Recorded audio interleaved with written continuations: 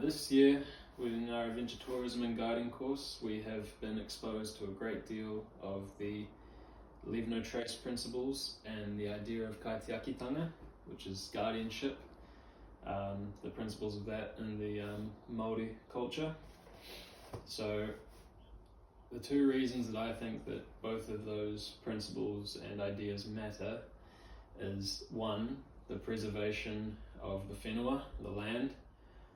which comes through in both those ideas of leave no trace and Kaitiaki tanga. Kaitiaki tanga being the guardians of this great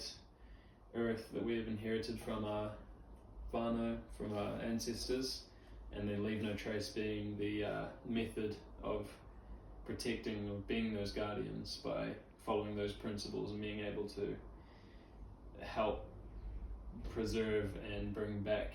the natural wonder of just our country, not just our country, but all over the world once we get there. The three ways that I've shown Kaitiaki tanga and leave no trace during my time in MIT so far is one, on all our trips I always make sure to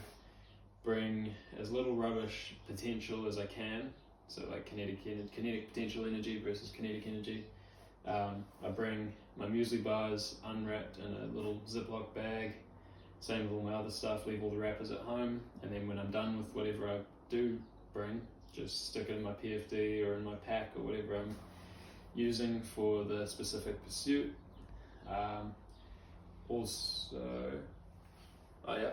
Before we do whitewater, when we go rafting and kayaking, or even on the moana when we're doing sea kayaking, always do a little karakia, or even before we eat, just to show respect to the land,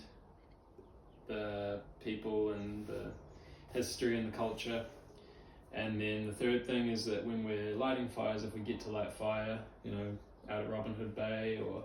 just when we're tramping, always to disperse that fire pit and whatever we've set up so that you can't tell that we've done it. Always have fires below the high tide mark, etc.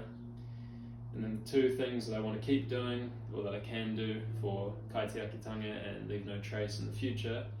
is when I'm climbing in the front country, I'll always clean all my climbs and leave the wall exactly as I found it. Don't take anything that was left there unless it's rubbish or whatnot, or other people's gear, and just post it on Facebook, whatever it is. And then with tramping, would just be the same thing with the fires and the rubbish, and just make sure that I don't take anything that isn't mine, don't take any rocks, don't snap any live branches or anything to make fires, and when I'm done with the fire, disperse them, just go through, follow all the main tracks, and leave no trace, respect the environment that I've gone into, and leave it for the next generation to come through and enjoy it as I have. That's why I think it's really important to preserve these ideas of Kaitiaki tanga and leave no trace, and I hope that continues on to generations to come.